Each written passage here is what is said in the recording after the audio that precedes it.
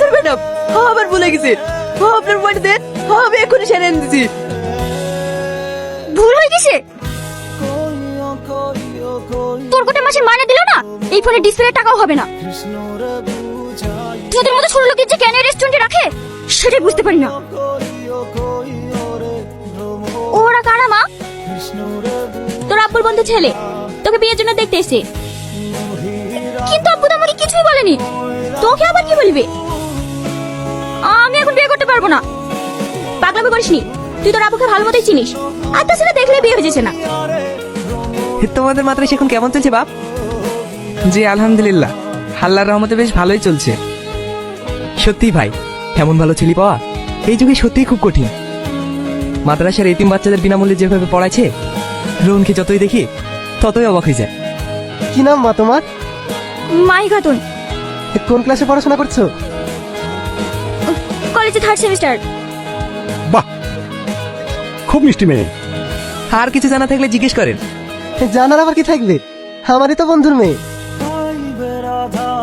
কি হয়েছে তোমার? কিছু হয়নি। আমার সঙ্গে খাবে চলো। আমার খিদে নেই, খাবো না আমি। কখন খেয়েছো ঠিক নেই, আমি খাবার টেবিলে বসছি, তাড়াতাড়ি আসো। আব্বু, আমি এখন বিয়ে করব না। বিয়ে করবা না কেন? রোহন তো দেখতে শুনতে ভালোই। আমার এই বয়সটা আনন্দ করার, ঘুরে বেড়ানোর, বন্ধুদের সাথে চিল করার। এই বয়সে আমি বিয়ে করব না। বাজে বকো না, রোহন যথেষ্ট ভালো ছেলে।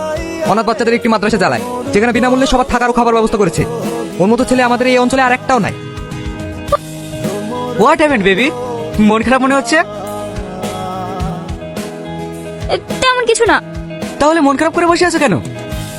আব্বু আমার জোর করে বিয়ে ঠিক করেছে, আমি এখন বিয়ে করতে চাই না। বাই দেবে, ছেলেটি কেমন? আস্তে একটা বলবি, মুখে বড় বড় দাঁড়িয়ে, মাথা সবসময় ডুবে পড়ে থাকে। সিরিয়াসলি? তুমি বিয়েটা করে ফেলো। কি? আমি ওকে বিয়ে করব? তোমার মাথা ঠিক আছে তো? সব শুনে যেটা বুঝলাম, তোমার আপু যেখানেই হোক তোমার বিয়ে দেবে। আমার মনে হয় এই ছেলেটা অনেক ব্যাকডেটেড।